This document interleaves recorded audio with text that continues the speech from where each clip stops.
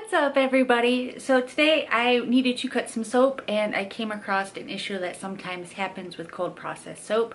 I ended up with a partially gelled loaf, which means that when you cut the soap there's kind of like a circle inside that has gelled and then the outside has not gelled.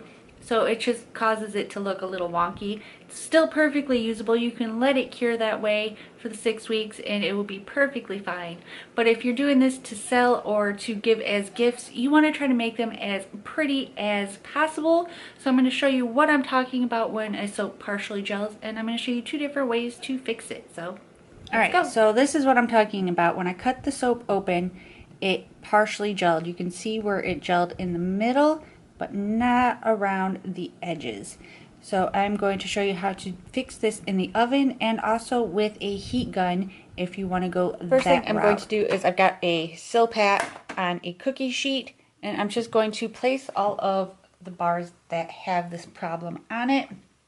And I've preheat my oven to 170 degrees. That's the lowest my oven will go. If your oven can go down to like 160, that'll work fine too. But I find 170 seems to work just fine.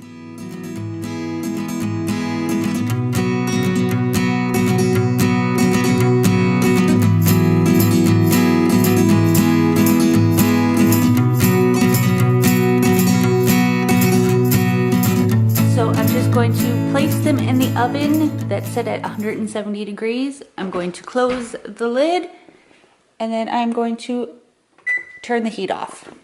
And I'm just going to keep an eye on it and watch it until that ring is gone. It usually takes anywhere from 5 to 15 minutes depending on your ring that you have in your oven. It has been about 5 minutes or so, and I just flipped the soaps over. I rotated them around so that now the bottom is on the bottom. And I'm going to let that sit for probably another 5 minutes or so until I don't see that gel ring anymore. Now, when you're doing this, you want to make sure that you're constantly watching it because you don't want your soap to overheat and kind of start melting. So just sit there, keep an eye on it, monitor it, because depending on how bad the partial gel is on your soap, depends on how long you'll need to keep it in there. So just keep an eye on it. Don't walk away. Just hang out in your kitchen. Play with your dog. My hand bone. So I'll be back in another few minutes. Right. So in total, I had them in here for about 15 minutes. And as you can see, the rings are gone out of the soap that I did not want the rings to be in. So they're now fully gelled instead of being partially gelled. That one still has a little bit of partial gel left, but that's okay. We'll survive. Alright, so here are some that I pulled out of the oven. They're still a little soft, so I don't want to touch them. But you can see that there are no more circles. That's what it looked like before. Let me pull back some. The partial gel stopped about right here. And now the partial gel is gone.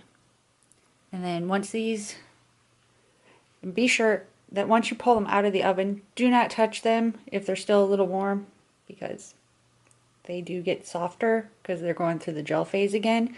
So don't touch them like I did right there. And then I'll be right back after these cool down, and I'll show you a quick alternative if you don't want to spend 10, 20, 30 minutes in front of your oven yet. And you can see it's got a partial gel.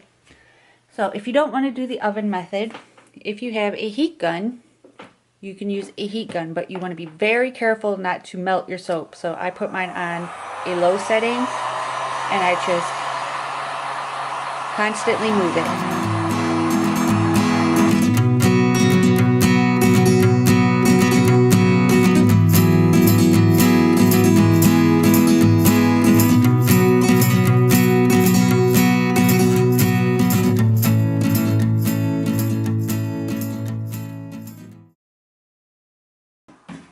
And then as you can see, it's starting to gel again. Don't touch it. You're going to want to touch it. Don't touch it. Don't touch it. I'm going to touch it just as an example to show you that it is very, very squishy right now because it has gone back to the gel phase. So let it cool down completely before you handle it. So this method works best if you have made your soap, you've let it cure for 24 to 48 hours and then cut it. And when you realize then you need to do either of these two methods right after you cut it. I've never tried waiting for a while or a few days after I've cut it to see if it will work that way. I prefer that as soon as I see the problem, I address it and fix it. So I hope if you come across a partial gel and you have any issues, this helps. And if you like this video, be sure to give it a thumbs up. And if you want to, you can go ahead and subscribe for a whole bunch of goat cuteness that goes on my channel. And I'll see you guys next time. Bye.